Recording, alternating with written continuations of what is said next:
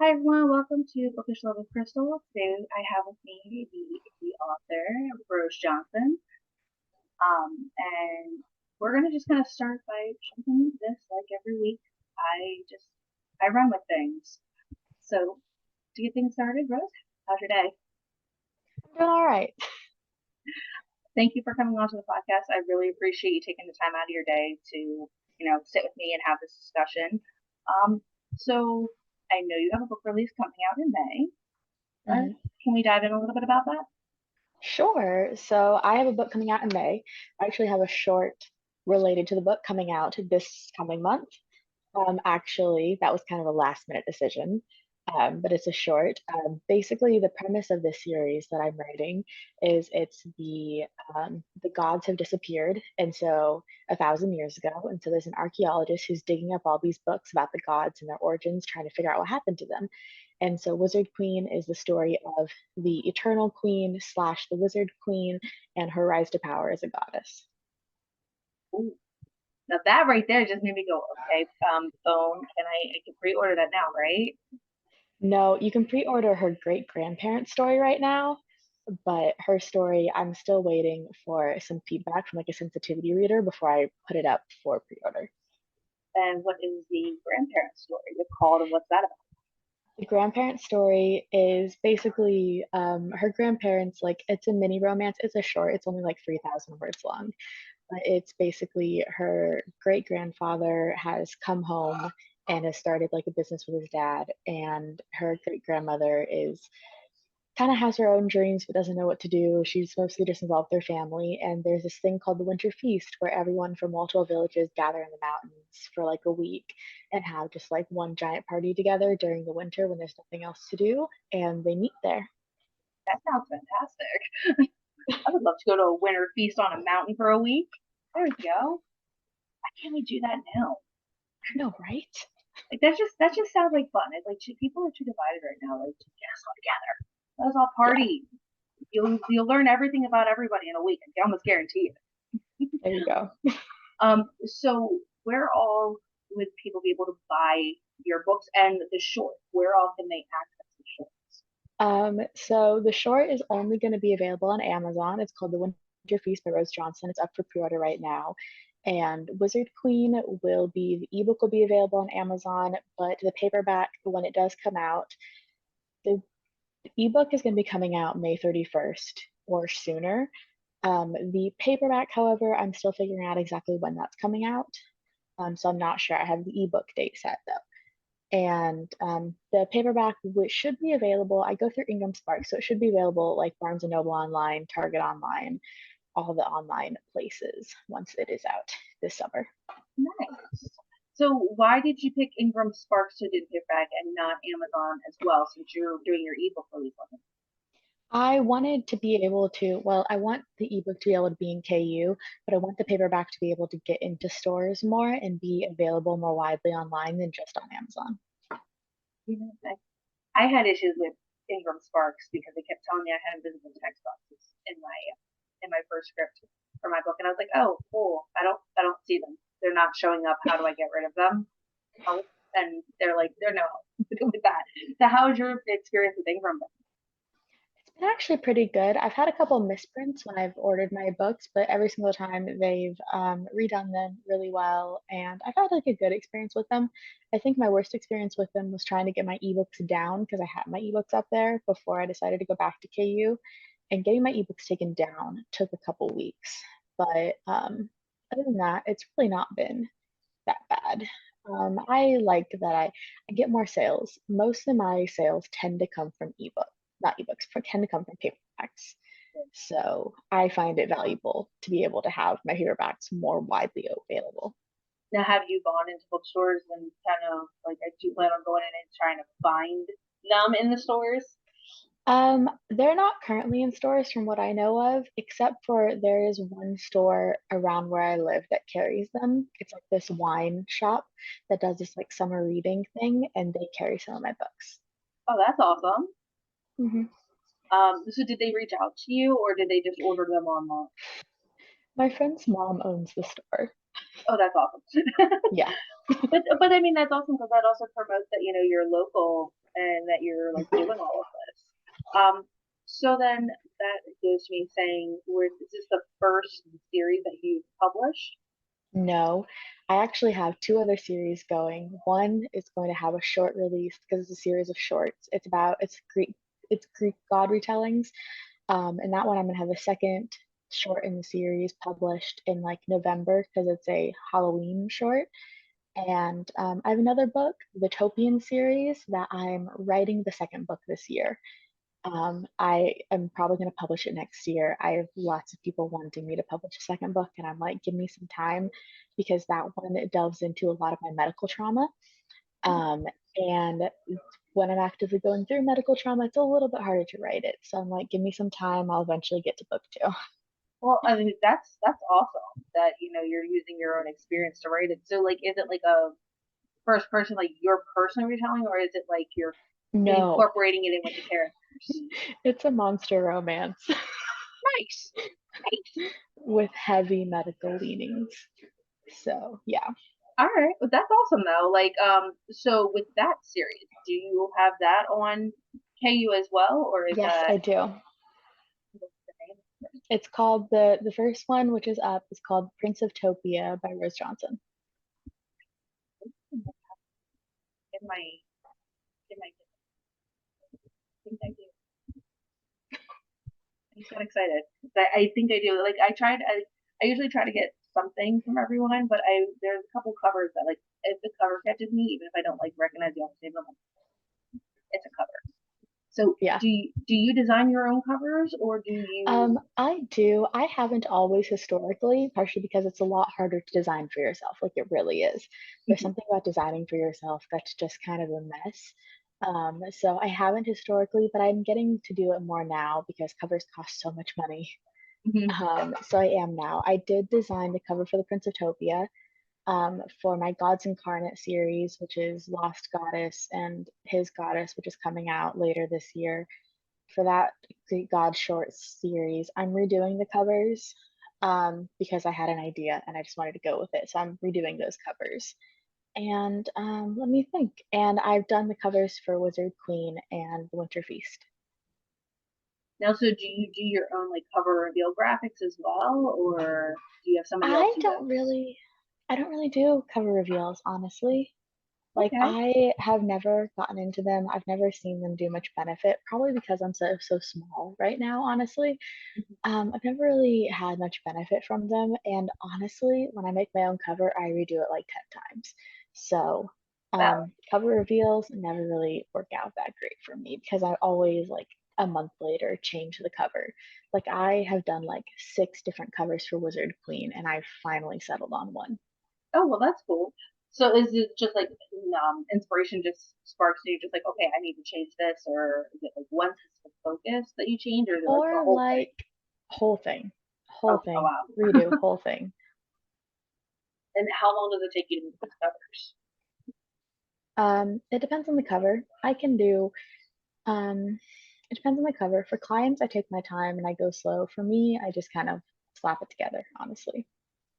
No, so for those listening, we actually spoke off camera. She does do cover designs, Mhm. and I totally just jumped that when you get my bad. So how long have you been doing the cover design? I've been doing cover designs for a bit over a year now. I've been making covers for myself for about like 3, 4 years. But I've been making covers for clients for a little over a year now. And do you find it difficult to like make everything work? Like, do people wanting changes and revisions and things like that? No, I don't really have an issue with it. I know some people are like, it's my art. Why are you wanting to change my art? And I'm like, no, they're buying it. It's for their book. They're the one who gets to do all of it. I'm fine. That's awesome. I mean, because I actually I was working with an artist and I didn't like she sent me a design for my main character and she made my main character just look so different than what I pictured her when I wrote her as, and it was just very like I wasn't happy with it. And I told her I was like, look, I'll pay you for it, but I'm not going to move forward with the other characters. And she got very upset with me, and I was like, look, I'm paying you for the art she gave me, but it's now actually has given me like I have people that message me on Instagram like, hey, do you want to work together to do character art? And I'm so terrified now because I've had a bad experience. I'm just like, no, I'm good. I'm good. I'll figure it I would out. never go with the people who DM me on Insta though. I would never go with them personally. I would find my own artist. Like I have an artist that I found and I love. I'm actually doing character art for one of my main characters right now, and I'm in love and it's so great. And every single time I'm like, can we tweak this? Can we tweak that? They're like, yeah, totally great. And I'm like, Oh, yes, that's cool. I love you. See, that's what I like. I like people that you can talk to and feel comfortable talking with. Mhm. Because if you're not comfortable with them, then who's to say that they're the right fit for Yeah. you? Now, what inspired you to just start writing? Was it like a specific book? It's a person? I started writing since I could write. There was nothing really else. I just started writing the moment I could write down words I was writing. To just you had to get it out. It wasn't Yep. like, oh well, that's awesome. So were you like some of us have had like multiple notebooks that we had like we start a story and then start a different story in another notebook and then forget about the other story, or did you ever finish everything in completion? You see, I'm decently young, so by the time I was actually getting into long form stories, Google Docs was already a thing.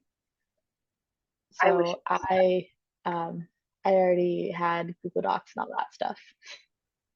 see I really just dated myself there. No, I when I started writing, it was I had composition notebooks, and my mother would clean out my room when I was in school because she thought I was hoarding, and she like thought that was Oh, I still collected notebooks. They just weren't what I held most of my stories in.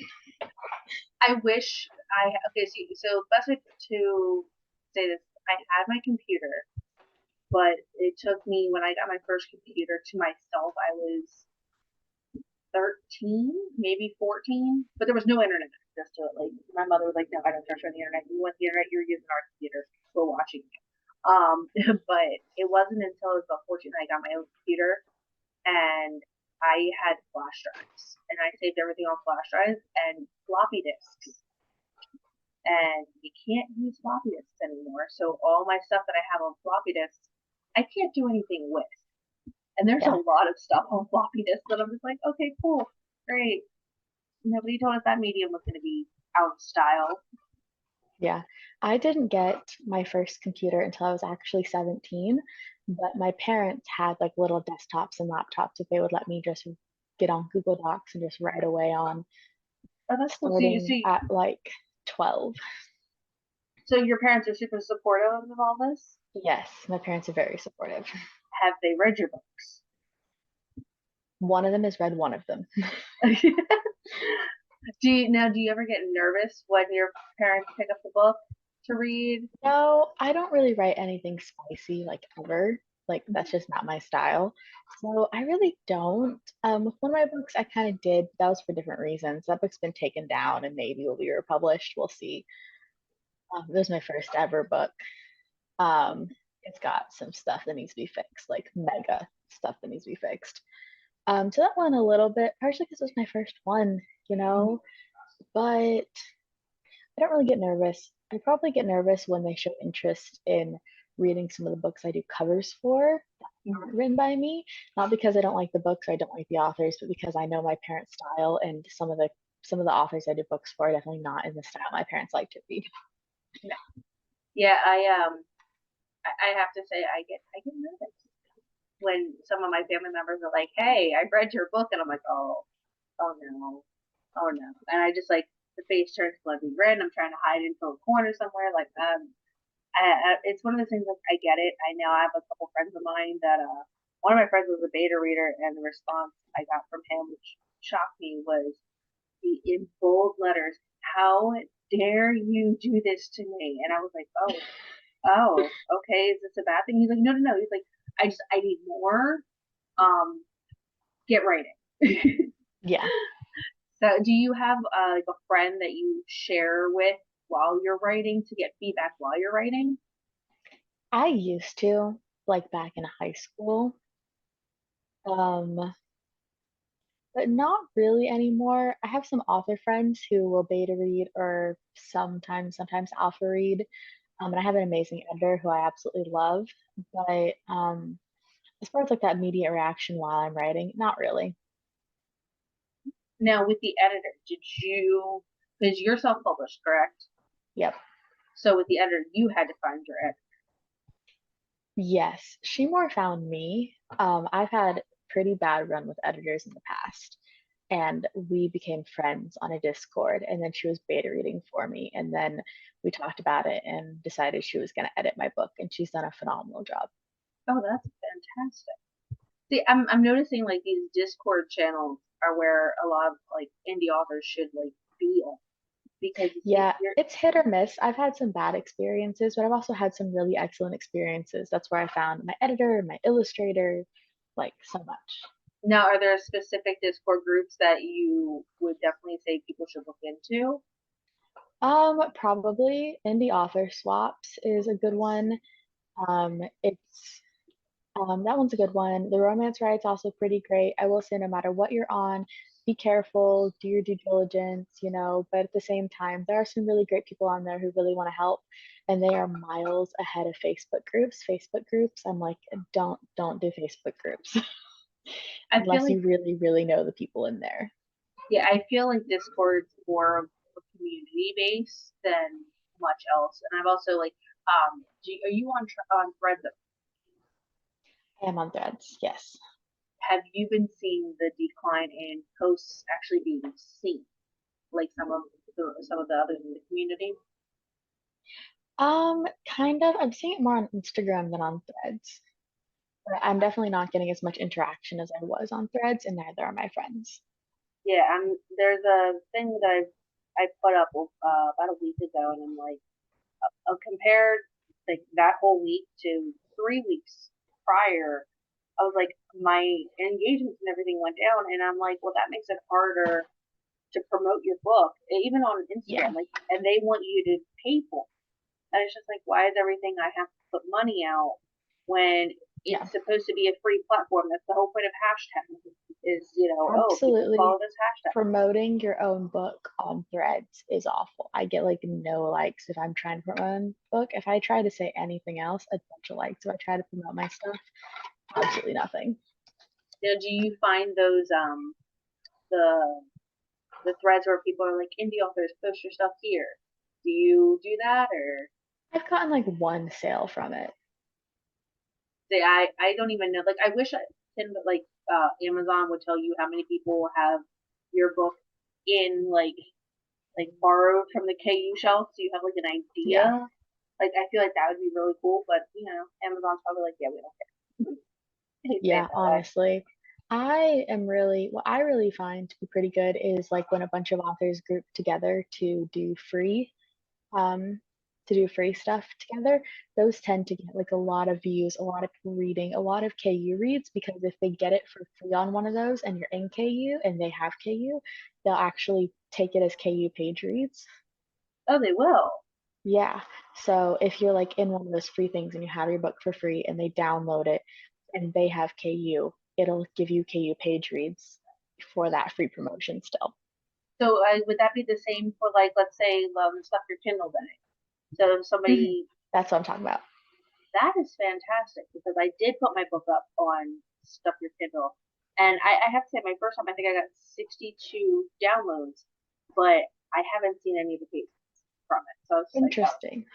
A lot of people who use it aren't on KU, but there are some who are on KU. Like I'm doing like a cozy fantasy stuff your Kindle for my short later on in April, and I'm really hoping that'll give a little bit of a push before Wizard Queen comes out.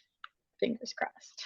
so what made you choose May to release your book? Timing. Timing. I also did a special edition like pre-order thing last year where like only one person bought it, which is totally fine. And that has to go out by like June or July, so I had to get it done anyway. Yeah. So with the special edition, was that like a physical copy or Yeah, physical and ebook with a special edition cover, which is gorgeous. But I'm not using it for the whole series because the cover designer cost way too much. Yeah, no, I actually I got artwork for A Realm of Wind and Rain that I got from this fantastic illustrator. She was running a special, and she was like, the first 8 people that email me, you're in, and I'm like, okay, for pure shits and giggles, like let's see. And I sent her a thing, and she sent me this beautiful cover, and I'm just like, what? And I'm just like, but I want it to be a special edition, but I still have to figure out how to do that without X-naying the pre-existing stuff that I already have.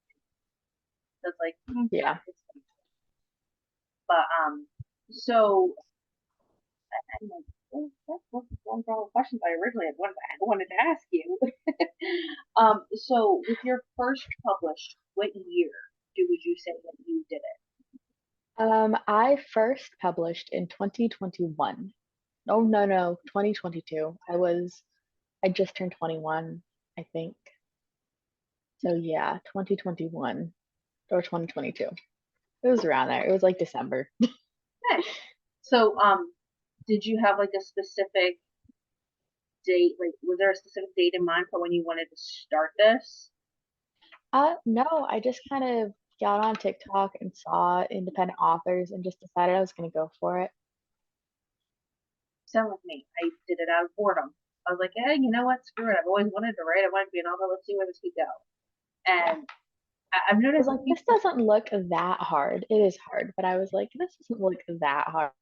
I can probably do this. And I could. some of the indie authors on TikTok, I must say, like I admire them because I am camera shy. Even though I do this, like me and TikToks, I can't do them. I choke up, and am like, all right, well, TikTok's where everyone's saying market on TikTok, your stuff will be on TikTok. I'm like, all right, so I put up videos on TikTok, and unless I'm promoting them, I get maybe like 250 to 550 in views, but that doesn't relate to any book sales or anything like that. Even though I Yeah, put up like, hey, it's available on Kindle U, but and most people I don't think realize that Kindle U's yes, it's a paid library, but there's a lot of good books on there. there is. Now, are you ever going to go audio? Oh goodness, I don't have the money to even think about that though. I would love to. I would love to because I could be more because like I have a lot of I'm neurodivergent, a lot of neurodivergent friends. Some of them can like only listen to audiobooks. I would love to go audio. Do not have the funds for it at all. So, I don't know if you heard the second episode I did with the narrator. His name's Chris Brown, and he was actually saying that Amazon has a thing that you can like say you're looking for a narrator and see if they would do like a royalty share on I the know audio. I've tried it and I've had friends had horrible experiences with that. Really? Yeah. No. Yeah, he's the only I've had narrator friends I've be talked to.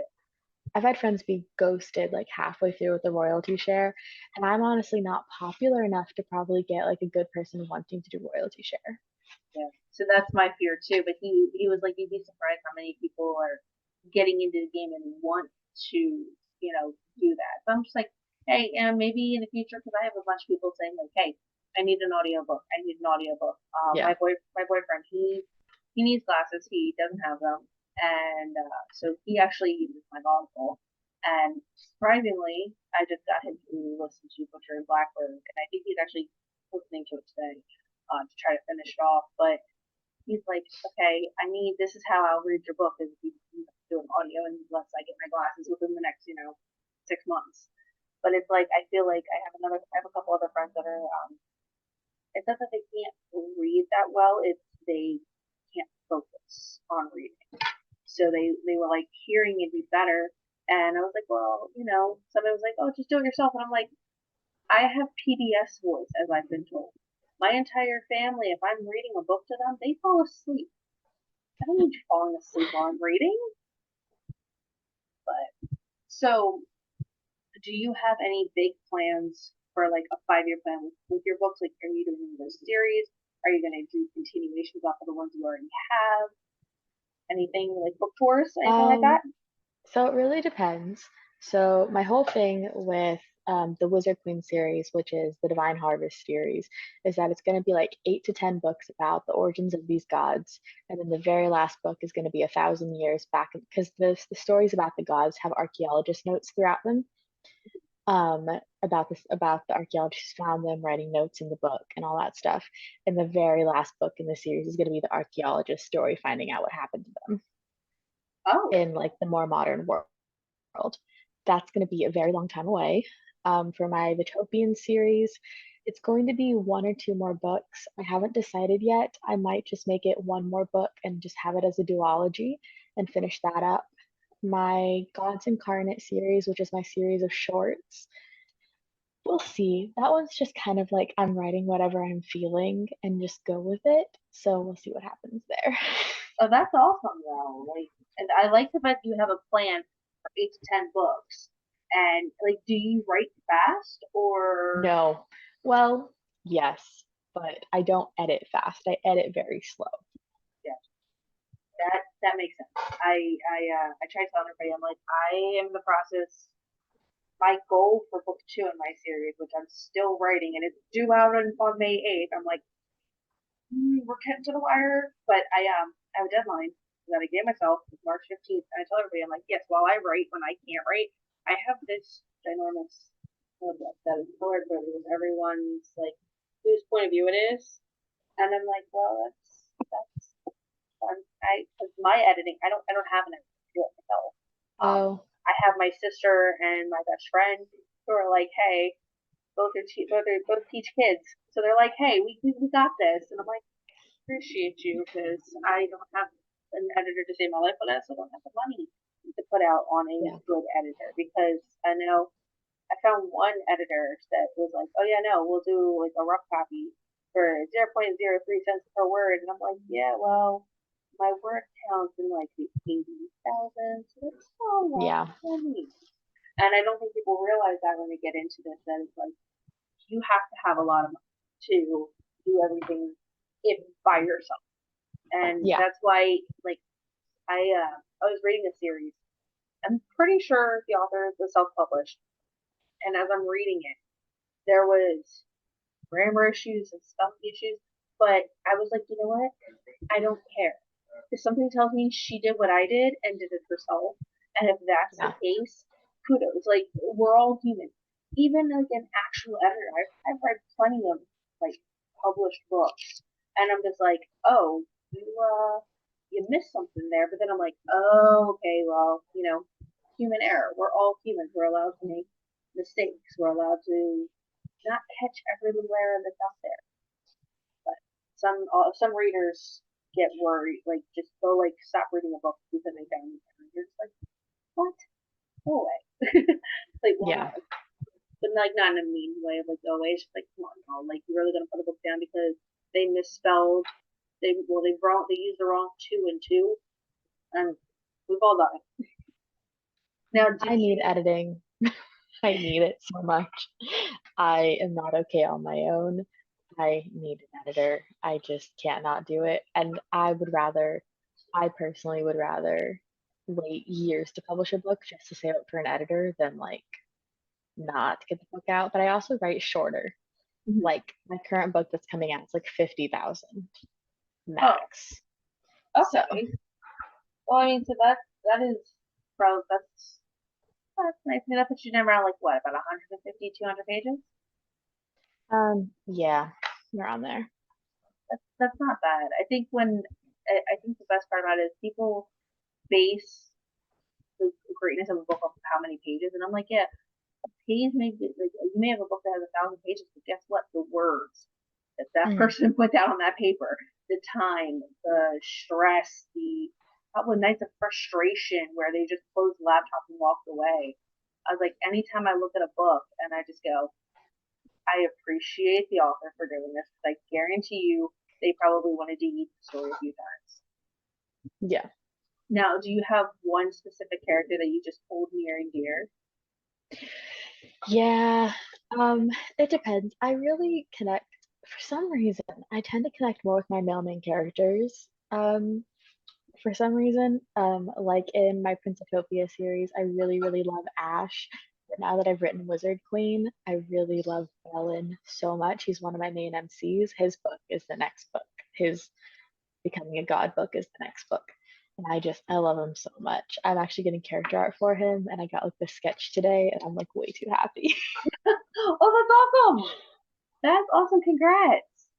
The so do you when you find one character that you love, do you find it hard to move on to another character? Yes. Especially when I don't connect the same with the other character. Like my book that's coming out, Wizard Queen, I have two characters. I have Zadie and I have Bellin, and I love Zadie. I really do, but she's not that much like me. Like she's just not. She's more like sunshiny, happy. She's very determined and stubborn, and I get that. But like Bellin's a little bit more like the like hide in the dark by myself type person, and I definitely lean way more towards that. So it can be sometimes hard for me to like really go from writing a scene about Bellin to writing a scene about Zadie and just be like, oh, I forgot you have emotions too, because they're not like how mine work. I was just about to ask, is it harder to go between the two? But now, do you write this sunshine character because you it's something that you want to do? Like, would you rather write more characters that are closer to who you are?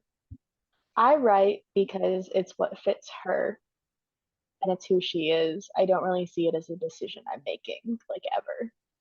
Now, I ask this of everyone: when you're writing, do you hear them when you're writing? Like, hear how you want them to sound and visualize it? Like, so when I write, I'm literally, if I'm reading it and it's not reading like the movie and I can't picture it in my head like a movie and hear the voices, I rewrite. I'm like, it's not right. Do you do that So or? I have aphantasia. I can't see inside my head at all. Yeah. I was about to say, you might have to explain that to some people that do not know what I'm talking Basically, when you close your eyes, you can see things. When I about. close my eyes, when I try to picture things, it's just black, and all I can feel and see is the concepts happening. Does that make that harder to write then? I've been told I tend to skip out on description sometimes because of it, because for me, it's almost like being blind and deaf to the story. Like I can almost feel my way through it. And I can feel my way through it emotionally, and I can kind of feel my way through it physically as well. But there is no visualization. So like I will technically know how things look and know how things sound, but that doesn't mean that, but I'm still not experiencing it. And because of that, it can cause me to miss descriptions. It's actually something I sit down with whatever editor I'm with and just be like, hey, I have this thing, just so you know. I will skip out on descriptions. I will struggle with descriptions. Um, and I realize that because I am way more drawn to the emotional side of the things because of that. So that's one of the reasons I do character art. I have a hidden Pinterest board with everything. So like if I need reference points, I can kind of like I like this thing from this, I like this thing from this, I like this thing from this. I would never use Pinterest for marketing, but I like it to kind of help my own brain Yeah. settle. Yeah, I agree that that's a good thing to. I mean, I have the same. I use Pinterest as pretty much a visualization board for me because where I can see it in my head, and I tell everybody, I'm like, I have characters that fight in my brain nonstop all day long to have their story told, and it's slightly obnoxious, but it is what it is. Um, but the Pinterest board helps me visualize while I'm writing. Yeah. Sorry, I So, just got the colored illustration, so I'm like, oh, nice. No, you don't have to apologize. That's exciting. Like, no, you are completely fine. I put my phone on do not disturb because my kids, they're even the ones in school, she's like so like and I'm like, get off your phone. Get off. Like, ah, my phone's always on do not disturb, like constantly. I can see the little notifications, but I cannot hear them. So I'm just like see in the corner of my eye and be like, no, that's and see it's exciting. from the artist, and I'm like, it's from the artist. Yeah, no, I do not blame you at all for going like doing let me look, let me look. Because I would honestly probably do the same thing, but I'm horrible with turning off notifications. Like I don't have notifications on for Instagram, which I probably should, but I don't. And somebody's like, they sent me a message. They're like, "Yeah, I sent you a message on Instagram." I'm like, "You did?" And then I'm like, "Oh shit, you did. My bad, my bad, my bad. That's on me. Like, I'm horrible at that." So, do you have your own website, or do you just use like Um, Instagram? I have my own website and I just started a newsletter. I'm trying to get the domain to connect to the website. The website's currently Google Sites, but I own a domain that needs to connect. I'm actually working on that today or tomorrow. I can email you the website and I can tell you when it changes or what it's supposed to be. It's a little complicated because I'm trying to get it to connect. No, well, once you get it connected, I'll Um, post it up on the Instagram as like a little feed to promote. But my cover business website is perfect and done and dusted and all good there, but my author website's a bit lacking. no, see, I'm right there with you. I'm on the whole. I need to figure out how to create a page for the podcast on my website and then navigate to it. And then I lost my website for like 48 hours because I used Canva to make like a website, and I was just designing a page. It was just supposed to go as an added page to be navigated to, and it wiped my whole website. So yeah, I'm like, I understand the whole like, your domain cannot connect because my domain was just like, ah, now they were like, oh, it's an easy fix, just hit the reset. I'm like, it was down for 48 hours, and all I had to do was hit Yeah, that I was afraid to hit because I was afraid it was going to ruin everything. It's like, my cover website went down and we don't even know why. All I know is it's back.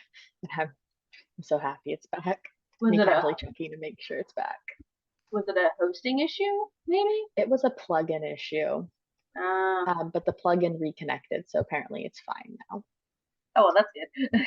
I feel that 100% because I'm like I've got 6 pages open, and I joke with everybody. I'm like I have just strictly for the podcast, and I'm just like, yeah, no, that's what's happening. I have so much to do and so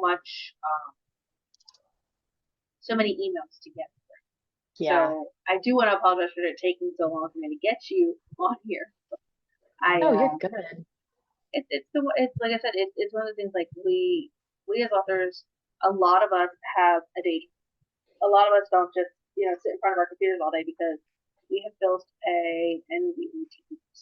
I have a family, so it's like I had somebody ask, they were like, why haven't we received the beta copy yet? And I'm like, well, because the book's not done yet. Well, it's been Yeah. X amount of months. And I'm like, yes, it's been X amount of months, but I broke my middle finger and I couldn't type from it. Yeah. Like, it's really hard to type when your middle finger is in a splint and you're like, click, click, and you're hitting like, because I was always told, the main, keep your fingers on the center keys. My daughter thinks I'm nuts. She watched me type and she's like, what is that? That just feels uncomfortable. And I'm like, you peck. I never learned formal typing. I type with like these two fingers and these fingers and like nothing else, and it drives my family crazy. No, so it's interesting because my daughter, I tried to show her how to formal type because we took typing class because if you're talking this was high school in the 2000s, we started doing computer lab when I was in elementary school. We had like the old Macs that had like the big colorful backs, and we Mhm. did computer lab and whatnot. And we learned how to do typing when I was I think in fourth grade, maybe fifth. So you're talking like mid 90s. So it's been drilled into my head, and then computer lab in high school was the same thing. And if your fingers were off, our teacher used to just come over and just lay a pencil right across Yeah. your fingers to make sure they stayed. I hate it. But I mean, it works for me. But when my finger was broken, my middle finger kept hitting the four. Every time I went to go try to tap the E, it kept hitting the four or the three or another button. And I'm just like, stop doing that. So I was just like, all right, I'm just going to type it all on my phone and transfer it over when I have a chance. Um, It happens. yeah. So, is there any upcoming things that you want other people to know about besides just the book release? I have a free cover giveaway coming out that's currently an application based. It can be found on my website, meltingrosedesigns.com, which I'm sending you. I like just got the link to put it in an email to send you. It's called Author Boost Free Program. Um, Its application is closing March 31st, but it is open for now. It's basically to help new or struggling authors be able to get a free book cover and free formatting this summer for their book. Oh, that's awesome. So do you have like a promo like social media post for it? If so, I'll just Um, on Threads, yes. I'm kind of off social media at the moment. I kind of have an old Threads post about it, and I kind of have one post about it on TikTok. But I'm really, I've been going through some family stuff, so I've not really been on social media much. I probably won't be for the next 2 to 3 weeks, honestly. Um, so yeah, but it is an application that is open. yeah. So if you have any details, just throw them in the email and I'll make Yeah, something, send it to you, and then get your approval, and then I'll post it so that way people will be able to do it, get to it for you. Plus, also post the link in the story. Um, yeah. the website and everything. So I'll also put your handles in our description for today's episode. So for those of you that want to follow Rose, you can follow her on whatever socials she does give me. And you guys will be able to follow her there. But and then the application is it through like a Google Docs? It's through Google Form, Yes, which is that's what I available meant. on my website and on my Threads. So yeah, Awesome. So I mean that sounds like a pretty easy thing to do. Um, yeah. so are you said you're going to be doing the stuff your Kindle day for the There's a cozy fantasy stuff your Kindle day happening in April, and I'm gonna put my short on there. My big books don't really qualify, but my short will qualify. So oh nice. So everybody keep an eye out for that. But yeah, I mean I know we're kind of running on time here, but I think we did great, you know? And thank you, I appreciate you coming on and talking with me about everything and I hope that everything that's going on with you goes well. Um thank you, and that I hope this giveaway takes off for you too, because that's fantastic to offer. And I mean, for those of you that don't know how expensive cover designs are, they're they're expensive. expensive. They really it's are. it's like I mean I'm not gonna out who these people are, but I mean I've seen cover designs going up from like $500-$600, and it's Yeah, like yeah I can't afford that. And sometimes it's literally just the design. It's not even any formatting or anything like that. It's just like here's your design, format it yourself. And it's like oh okay I think I can do this, and then you're just like all yeah. right. I just checked. I only have 6 people who've applied, and anyone can apply. So Awesome. So, but you mainly want like new authors, right? And people that are I mostly want people who like genuinely can't afford it at the moment and would genuinely benefit from it. If they can be new authors, they can be seasoned authors. That's fine. I would ask, don't try to use it for a like redo of your own of a book you've already published. Try to make it like a new book that's being published. that's what I I want to have a make. list of rules on my website. Perfect. Perfect, perfect, perfect. That was going to be my next question was, are there a certain amount of rules and where can I find them? Yes, Because you have to I be just, 18 years old, stuff like that. awesome. Yeah, because I don't, I hate to say that there are people out there that take advantage of things like this. And There are. It's I don't okay to like, say it. yeah, I know, but I feel bad for saying it because I feel like I'm calling people out. But I mean, I'm calling people out. Don't take advantage of something free, especially if you can afford it, because there's somebody out there that's trying and Yeah. can't, you And it's an know? application process. Only one person's going to be selected of those who apply, but anyone can apply. Well, there you go. Well, I'm gonna let you go today. We're running out of time, but Rose, thank you so much for coming on and Yeah. talking with me today. I greatly appreciate it. Again, everybody, Rose's information will be in the description below, be it if you're reading on, yeah, reading, if you're watching on YouTube or if you're listening on Spotify. Rose's episode might be the first one on Apple by the time it's released, so we'll see. I'm working on that now. So there will be actually more places to listen in the near future. So thank you everybody, and thank you Rose for joining me today. Yeah, of course. Had fun.